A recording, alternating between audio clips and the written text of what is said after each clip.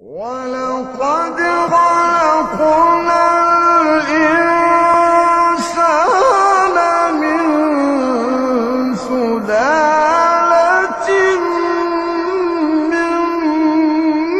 طِينٍ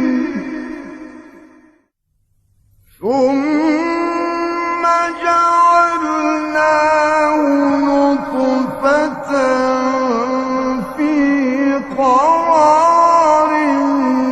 مَّكِينٍ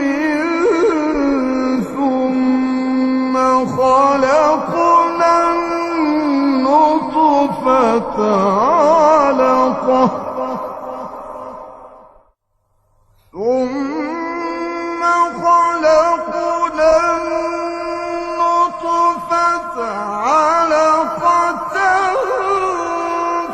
فخلقنا العلقة مضغة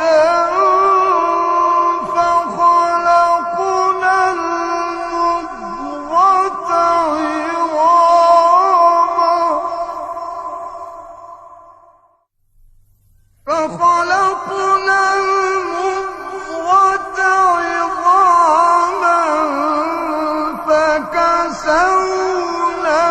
العظام لحما ثم أنشأناه خلقا آخر فتبارك الله أحسن الخالقين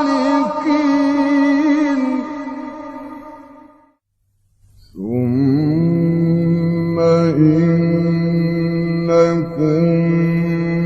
بعد ذلك لميتون ثم إنكم